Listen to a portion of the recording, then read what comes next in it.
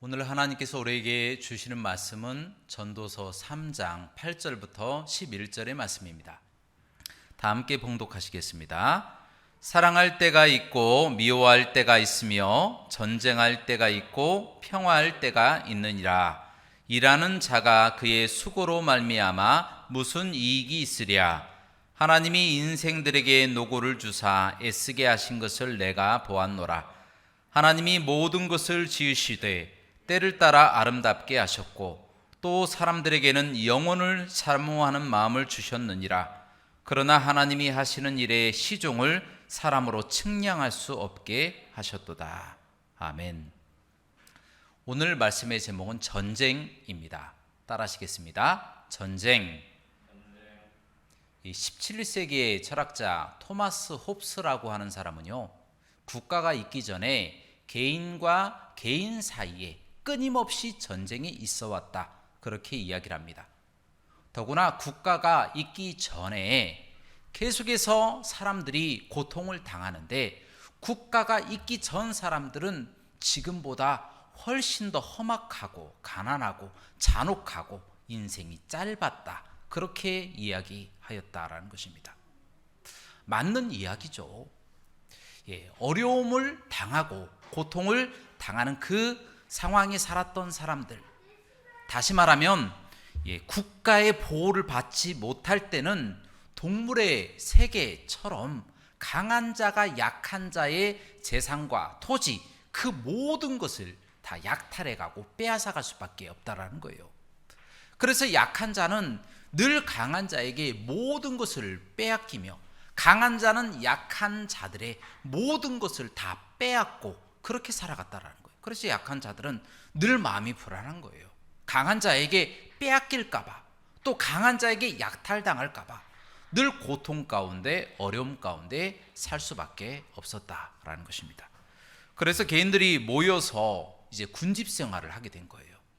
조금이라도 모이면 힘이 생기기 때문에 모여서 부족을 이루고 민족을 이루고 나라를 만들어서 강한 자들의 그 공격으로부터, 약탈로부터 조금이라도 보호하려고 노력했다라는 것입니다. 자, 그러면 이 사람들이 군집 생활을 하고 모여서 부족이 되고 민족이 되고 나라가 되었으면 더 이상 전쟁이 일어나지 않을까요? 그렇지 않다라는 거예요. 여전히 전쟁은 지속되어졌다라는 겁니다. 도리어 나라를 만들고 더 민족을 만든 그 사람들이 더 약한 나라와 민족과 또 다른 개인들을 침공하여서 그들을 약탈하고 그들의 모든 것을 다 빼앗아 가는 경우가 많았다라는 겁니다. 이것이 바로 영토전쟁이라고 그렇게 이야기를 하죠. 현재 먹고 사는 문제가 없어요. 먹고 사는 데는 전혀 지장이 없지만 미래에 다가올 것들을 대비하는 것이죠. 그래서 영토를 더 확장하고 노예를 만들고 또 그들을 효과적으로 다스리기 위해서 정복전쟁을 그들이 일으켜버렸다라는 것입니다. 국가가 만들어져도 여전히 전쟁은 계속되더라는 말입니다. 그 이후에 중세시대에는 식량과 영토 외에도 이 종교 전쟁이 일어나기 시작했습니다. 종교로 인해서, 문제로 인해서 많은 전쟁이 일어났는데 11세기부터 13세기까지 이 가톨릭과 이슬람의 많은 전쟁이 있었는데, 그 중에 십자군 전쟁으로 인해서 죽은 사람들이 부지기수였다라는 것입니다. 종교 전쟁이었다라는 것이죠. 그리고 그 이후에 17세기에는 가톨릭과 개신교의 전쟁을 통해서 또 30년 전쟁, 또 많은 전쟁들이 종교 때문에 이 전쟁이 생겨났고 종교로 인해서 많은 사람들이 죽게 되었다라는 것입니다. 그 이후에 20세기에 또 들어서면서부터는 이념 그리고 사상, 이런 전쟁들이 많이 일어났습니다. 여러분도 잘 아시는 세계 2차 대전, 그때 많은 사람들이 죽고 고통을 당했잖아요. 바로 2차 세계대전이 생겨난 원인을 한 가지로 짚는다면 바로 파시즘입니다. 이 파시즘이라고 하는 것은 이 국가, 이 정부가 아주 작은 개인들을 공격을 하고 통제하고 다스리는 것을 이야기를 합니다. 무슨 이야기냐면 국가가 개인의 이익과 그리고 사회의 모든 것들을 통제하는 것, 그것이 바로 이념이다라는 거예요. 그래서 개인의 이익을 제한을 하고요, 경제 활동을 국가가 통제하고 다스려야 된다라고 그렇게 생각했던 것이 바로 파시즘이었다라는 것입니다. 그 파시즘이 이 독일에서는 나치즘이 또 되어져서 사람들을 억압하고 자신들만의 또 어떠한 세계를 만들어서 국민들을 또 탄압하고 또 통제하고 또 다스리려고 그렇게 생각했다라는 것입니다. 여기에 바로 민족주의까지 더해지게 됩니다. 독일은 인종 우월주의, 바로 아리안 민족, 그들만이 이 세상의 선민이고 그들만이 세상을 다스릴 수 있는 우월 민족이다, 그렇게 또 이야기를 한 것이죠. 또한 일본 같은 나라는 천황을 중심으로 자신들은 천황을 섬기는 이 세계의 하늘의 민족이다, 그렇게 해서 또 자신들이 천황을 섬기는 민족으로 그렇게 또 기치를 내세웠고요. 또 이탈리아 같은 경우에는 옛날 로마의 명성을 되찾자라고 하는 기치를 내걸고 2차 세계대전을 일으켰다는 겁니다. 그래서 결국에 수없이 많은 사람들이 2차 세계대전으로 죽어나갔다는 거예요. 이처럼 사상이라고 하는 것이 굉장히 위험하다라고 하는 것을 우리에게 가르쳐주고 있다는 겁니다. 또한 이데올로기, 이 이념이라고 하는 이 부분으로 또 전쟁이 많이 일어났습니다. 이 파시즘이 탄압했던 것은 바로 공산주의, 사회주의, 또 반대로 또 민주주의와 자본주의를 탄압했습니다. 이 두 가지를 다 탄압했어요. 그 탄압을 같이 당했는데 러시아와 또 프랑스나 영국, 미국이 합해서 나치나 이 일본이나 또 이탈리아를 대항해서 싸웠잖아요. 그런데 전쟁이 끝나고 나니까 파시즘 밑에서 탄압받던 이 공산주의자들이 봉기를 일으켜서 민주주의와 자본주의를 완전히 없애버리려고 전쟁을 또 일으켰다라는 것입니다. 그래서 그들은 공산주의가 뭡니까? 공산주의는요, 개인의 사유재산을 인정하지 않고 모든 것을 다 빼앗아서 공유재산으로 만들어 버리는데 그 과정에서 폭력을 사용한다는 거예요.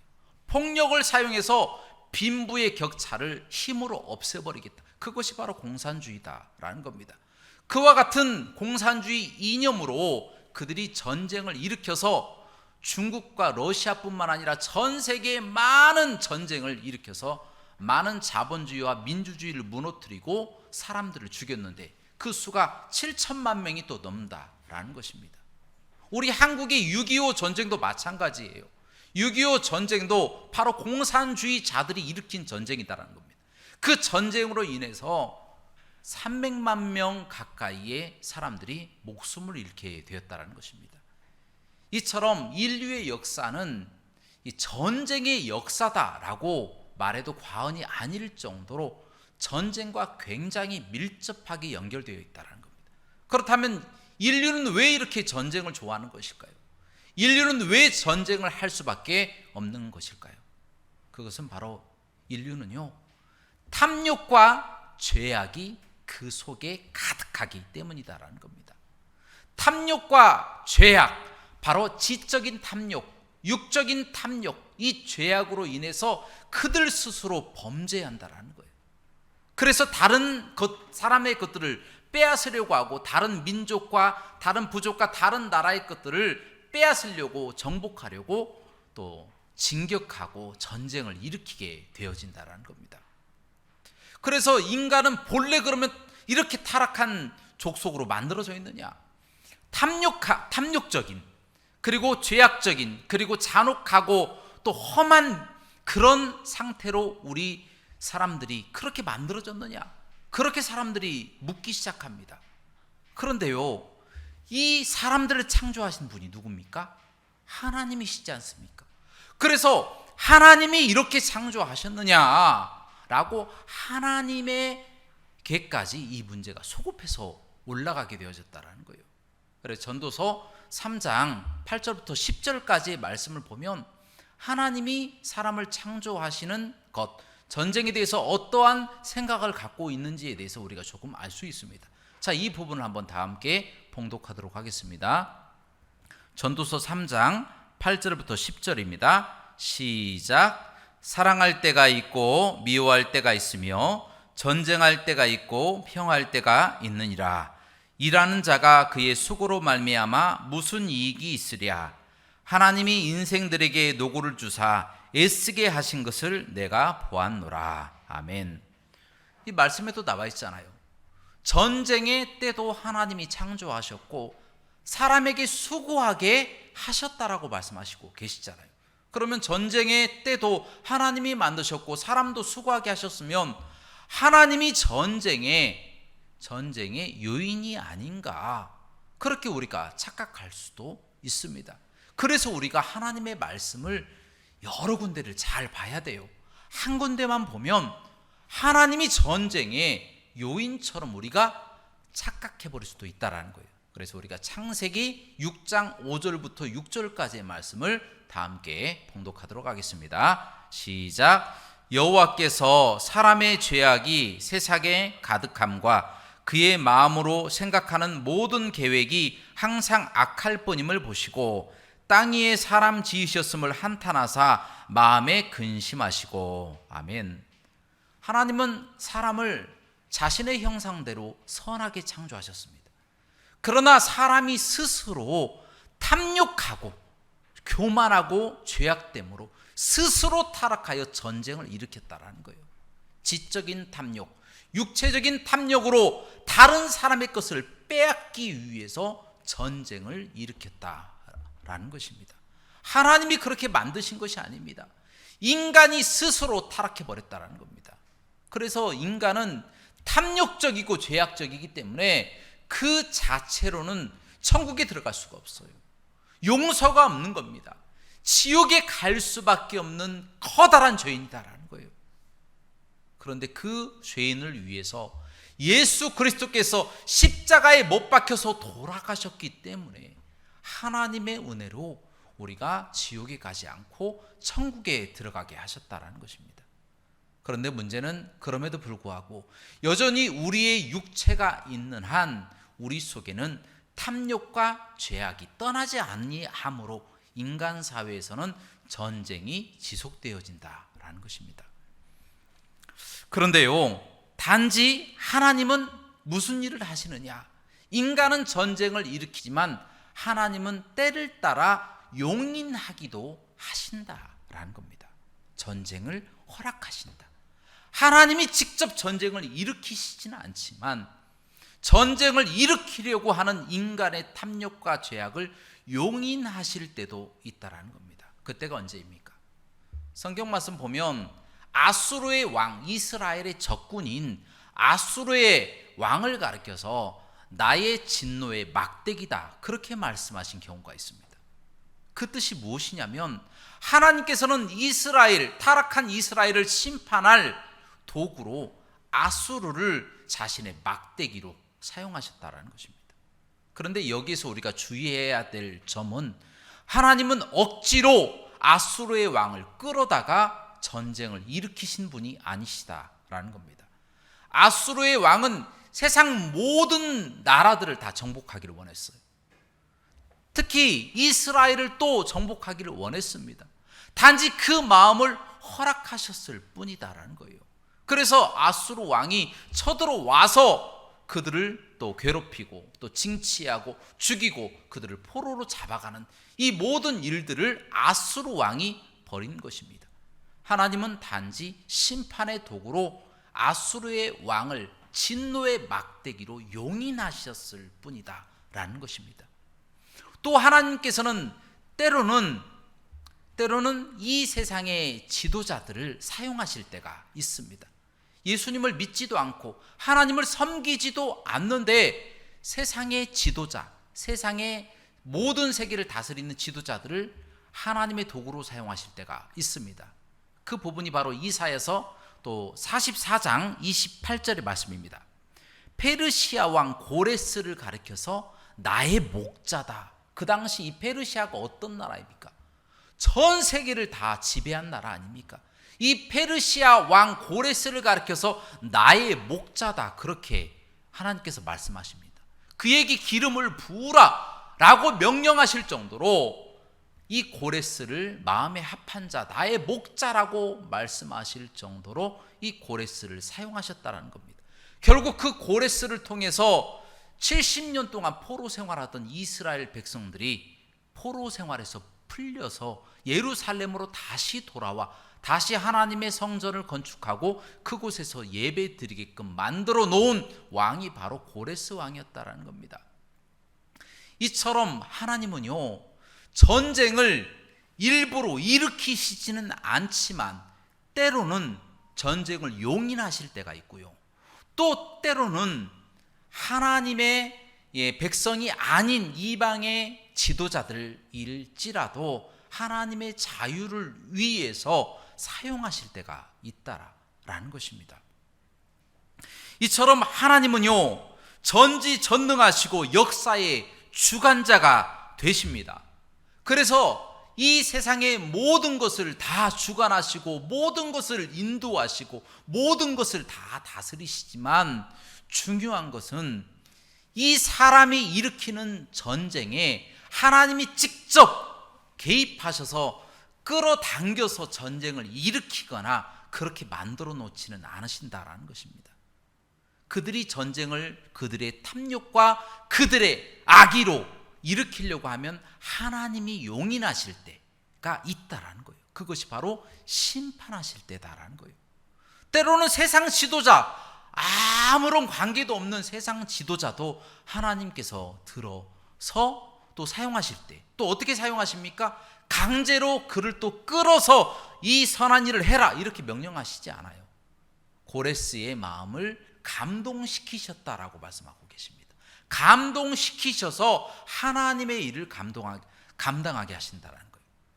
여러분, 우리나라에 6.25 전쟁이 터졌을 때요, 유엔에서 우리나라를 도와주기 위해서 왔습니다. 많은 나라들이 왔어요. 22개가 넘는 그런 나라들이 왔는데 그 중에는요, 여러분도 잘 아시는 태국이라고 하는 나라도 왔어요. 그리고 저 멀리 남아프리카 공화국에서도 또 왔어요.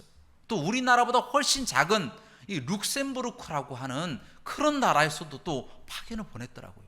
또 심지어 우리나라에서 10,000km나 떨어져 있는 에티오피아, 그 가난한 나라에서도 우리나라를 도와주기 위해서 파병하였다는 것입니다. 여러분, 하나님은요, 그 마음을 감동시키셔서 때로는 이방인일지라도 자유를 위해서 돕게 하시는 능력을 나타내신다는 거예요. 우리가 할 수 없다, 우리는 안 된다, 그렇게는 안 돼, 저 사람은 안 돼, 안 믿는 사람이잖아 라고 하지만 때로는 하나님이 그 마음을 감동시키셔서 하나님의 일을 하시기도 하신다는 거예요. 반대로 하나님을 잘 믿는 사람이라고 할지라도 이 사람이 하나님 앞에 범죄하면 다른 민족을 통해서 또 심판하시기 위해서 전쟁을 일으키시기도 하신다라는 거예요. 물론 그 사람이 일으키는 거지만 하나님이 용인하시는 거예요. 그래도 이 부분에 대해서 마음속에 또 의문이 생기는 경우가 있어요. 하나님, 그래도 전쟁이 얼마나 잔혹하고 또 참극이 벌어지고 어린아이들이 고통당하고 여자들이 죽임을 당하고 많은 사람들이 죽는데 이 전쟁을 허락하시면 어떻게 합니까? 라고 하나님 앞에 따져 묻는 경우도 있다는 겁니다. 어떻게 하나님이 전쟁을 용인하실 수가 있느냐? 왜? 라고 하는 질문을 던질 수밖에 없다는 겁니다. 왜? 라고 하는 이 질문에 바로 대답이 오늘 말씀 전도서 3장 11절 말씀에 기록되어 있습니다. 자, 이 부분을 다 함께 봉독하도록 하겠습니다. 시작. 하나님이 모든 것을 지으시되 때를 따라 아름답게 하셨고 또 사람들에게는 영혼을 사모하는 마음을 주셨느니라. 그러나 하나님이 하시는 일의 시종을 사람으로 측량할 수 없게 하셨도다. 아멘. 그렇습니다. 하나님께서 원하시는 것은요, 우리가 이 땅에 마음을 둘 것이 아니라 영원한 하나님의 나라에 마음을 두는 것을 원하고 계신다라는 것입니다. 이 땅의 전쟁도 끝이 있고요, 사랑과 평화도 끝이 있습니다. 끝이 있는 이 땅에 마음을 둘 것이 아니라 영원한 하나님의 나라에 마음을 두게 하기 위해서 하나님은 그것들을 용인하신다라는 것입니다. 그러므로 우리는요, 이 땅만 바라보고 살 것이 아니라 영원한 것들, 우리 영생 천국 하나님 영원한 것들을 바라보면서 우리가 삶을 살아가야 된다라는 것입니다. 설령 우리가 하나님의 뜻을 다 이해하지 못할 수도 있어요. 그러나 다 이해하지 못하는 것도 하나님이 사람을 그 정도로만 만들어 주셨기 때문이다라는 거예요. 이 세상의 것을 다 이해해버리면 안 될 부분이 있기 때문에 하나님은요, 자연스럽게 그 부분을 감춰두시고 나중에 우리를 깨닫게 해 주신다라는 것입니다. 사랑하는 여러분, 우리가 살다 보면 전쟁 같은 상황이 생길 때가 있어요. 불의의 사고를 당할 때가 있어요. 불치의 병이 걸릴 때가 있어요. 고통스러워서 죽고 싶을 때가 있을 것이다. 그 이야기입니다. 재난을 당하고 고통당해서 눈물 흘릴 만한 전쟁을 만난 상황이 있을 것이다 라는 거예요. 그 상황 가운데서 모든 하나님의 뜻을 다 이해하려고 하지 말고 하나님이 우리에게 이해시켜 주시는 것만 우리가 이해할 필요가 있다는 것입니다. 그것이 바로 우리의 본분이다라는 거예요.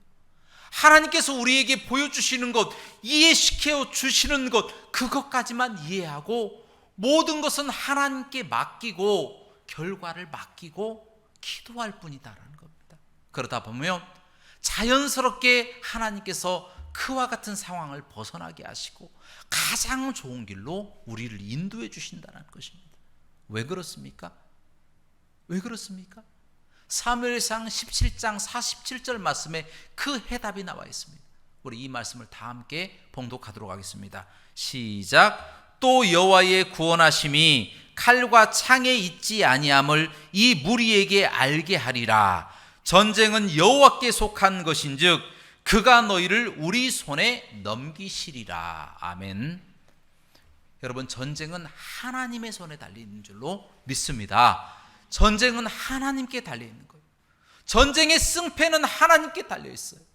하나님께 모든 것을 맡길 뿐입니다. 우리가 이해하지 못하고 우리가 도저히 납득하지 못한다고 할지라도 하나님께서 이해시켜 주시는 데까지만 이해하고 받아들이고 기도하는 것입니다. 그러면 하나님은 그 어려운 환경을 극복하게 하시고 이기게 하시고 승리하게 하실 줄로 믿습니다.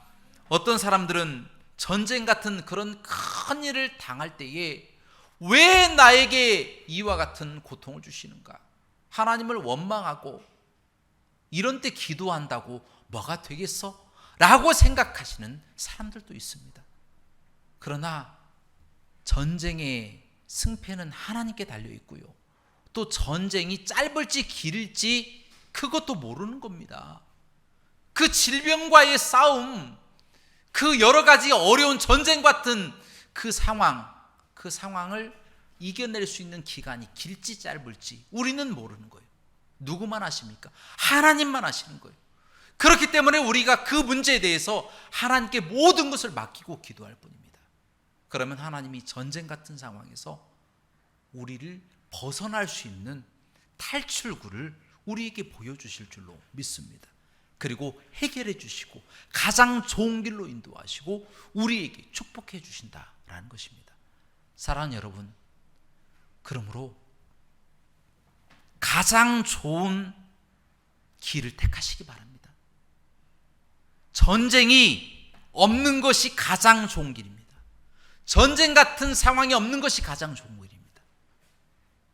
그러나 이와 같은 전쟁을 우리가 막을 수 없다면 이 전쟁 상황에서 하나님 앞에 기도하시기 바랍니다.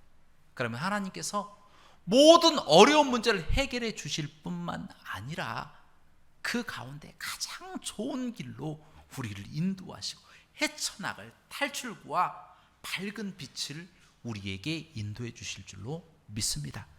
우리가 기도하면요, 러시아 우크라이나 전쟁이 그치고 북한의 공산주의자들이 회개하든지 스스로 무너지든지 이와 같은 역사가 나타나게 되어진다라는 것입니다. 그러므로 혹 개인이나 가정이나 또 여러분의 또 앞길에 어떠한 어려움과 전쟁 같은 상황이 닥친다 할지라도 주님 앞에 기도하며 주님 앞에 모든 것을 맡기고 나아간다면 하나님께서 여러분들에게 가장 좋은 길로 인도하시고 가장 아름다운 모습의 결과를 낳게 하실 것입니다. 그리고 우리가 바라볼 것이 어디입니까? 하나님의 나라, 영원한 나라를 바라보면 이 땅의 어려움들이 다 눈녹듯 다 녹아지고 해결되어진다는 것을 꼭 기억하시고 살아가시는 저와 여러분들 되시길 주님의 이름으로 축원합니다. 함께 기도하시겠습니다. 사랑과 은혜가 풍성하시고 자비로우신 하나님 아버지시여, 우리들은 참으로 믿음이 연약하고 부족합니다. 늘 넘어지고 쓰러질 수밖에 없습니다. 전쟁 같은 상황이 급박하게 우리를 압박하고 달려옵니다. 우리는 이겨낼 힘이 없습니다. 이와 같은 상황을 극복해낼 의지도 없고 능력도 없습니다. 그러나 하나님 아버지께서 함께 하셔서 주님 앞에 기도하면 전쟁의 승패는 하나님께 달려 있사오니 하나님께서 승리하게 하시고 하나님께서 인도하여 주실 줄로 믿습니다. 이와 같은 모든 삶을 주님께 맡겨드리며 살아가는 저희가 될 수 있도록 인도하여 주옵소서. 모든 영광 하나님께 돌리기를 원하며 예수 그리스도 이름으로 간절히 기도하옵나이다. 아멘.